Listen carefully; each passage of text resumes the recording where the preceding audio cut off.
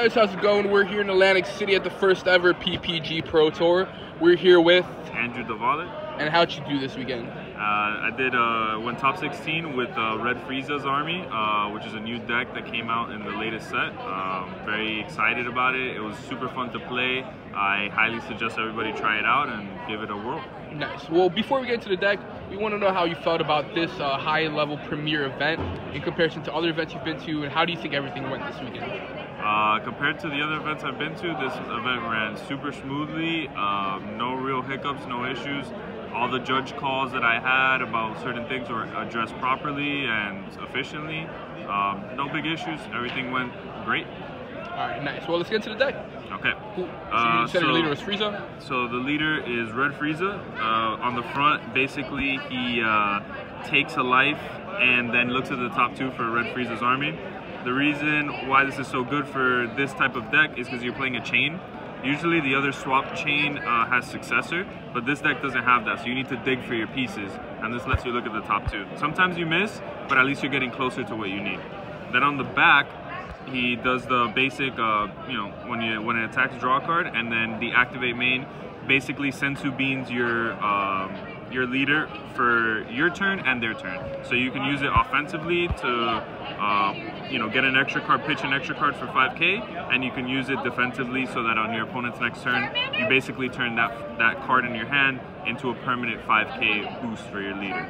Nice, nice. Okay. All right, so going into the chain, you have a pretty, I'll just explain the chain very basic since we've already gone through that. It's you play the one drop. When he comes into play, he pumps either any red battle card or red leader. So you can pump, except himself. So you can pump your leader and swing for 15, or you can pump anything else that you have on board. So basically he just comes out and he's almost like a free 5k boost, which is huge. We go into the 2-drop, 15k, solid body. He swings, he applies pressure, and then he, you don't want to leave him on board because he's very weak on defense. He's 10k on defense only. So what you do is you swap for 1. So this only costs 1 red energy to play this, 1 red energy to swap into this. So once you swap into this, you get to KO a battle card 20k or less, which is a huge tempo play because for 3 energy, for 2 energy now, you've played this guy out. He has barrier. You can sit on him, wait a turn so that you can get the 5-drop out, or you can apply pressure with him as well. And the 5-drop is kind of the bread and butter of this deck. So I played mostly against Shenron Gogeta in the Swiss. I played it like 3 or 4 times I think. And basically this guy was the reason that I won. If this guy's on board, he gets around deflect. So come their turn 5, they cannot do Gogeta. That's huge. You can just take a life and stop their whole play. So they basically can't go for that, because if they go for that, they die the next turn. So there's no way that they're going to go for that play. You get the cold bloodlust on a stick. All you have to do is make sure you play around Purunga and you're good to go. You set this guy up, or 2 of them if you can, and you just apply pressure with it and make sure that it's the only battle card left on the board and they really can't make any plays. That's basically the way that you beat that matchup. Moving on to the rest of the Frieza's army, Jace. It's really nice. I saw this guy a lot because of my leader's ability. I could just find them off the top when I needed them. There were some matchups that were very combo heavy, like Storm here and there, and just matchups where I needed more combo power to protect my pieces or push damage. And it came in clutch that it's a Red Frieza's army. Zarbon. Zarbon probably should have been a 4-of, very powerful for 2 mana. It is kind of leaning towards weak against the new blue feature rare. It could also be Kakono. In some matchups that would be better, but he does fine. He does really well, and he works really well with the leader's backside, because when you KO him, you can neg something 15, so you get an attack, a removal, and then he replaces himself because you have to pitch a card for the leader. So that's huge. Body Change Ginyu just allows for some broken plays. If your opponent leaves a Shenron or an at all cost Vegeta, that happened multiple times. There was a game that I went for, I killed him on turn 3 I think, because he left an at all cost Vegeta on board and I needed to awaken.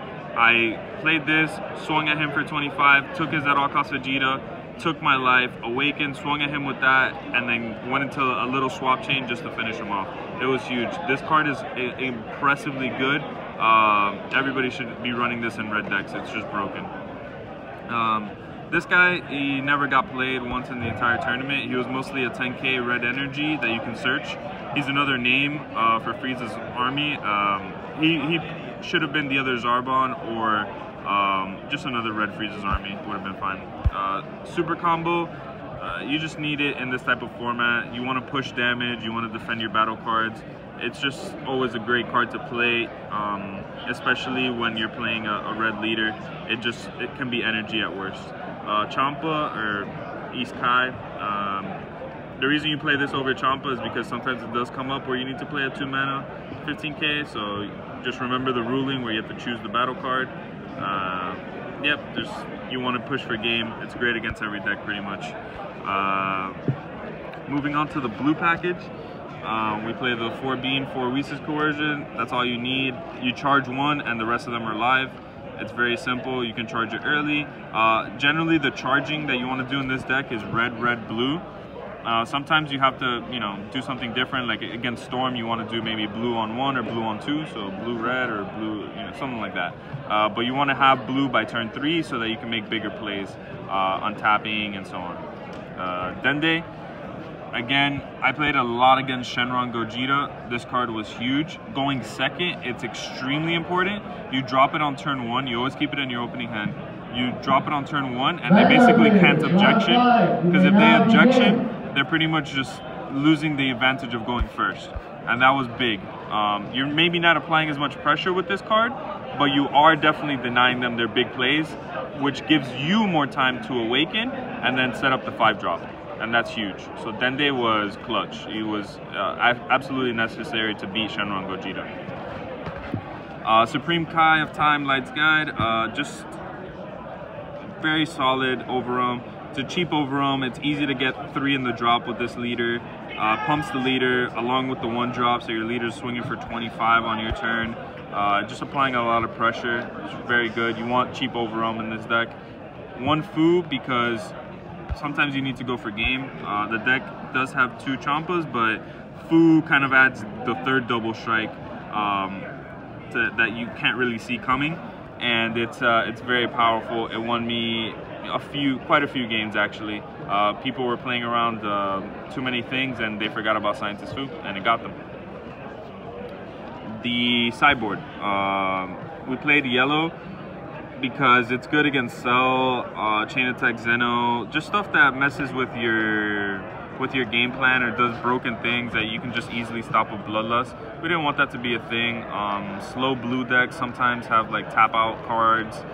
We just wanted to avoid getting messed up by those cards. A lot of things like Janemba have deflect, unfortunately, but it came in okay. I didn't use it much. I stuck to the blue. I sided this in only like maybe once or twice. It's okay. It can be other things in the sideboard. The feature rare, I didn't really play against Storm much, but when I did play against Storm, I tried this card and they just demolished it every time. So this was completely useless. They saw this card coming, they rested it, they KO'd it, they did everything in their power to kill it, and then it just wasn't good enough. But that's because our deck operates on a different plane. I think if you're playing a purely defensive deck or a purely combo deck, this card stalls or makes them not be able to kill you, and that's fine.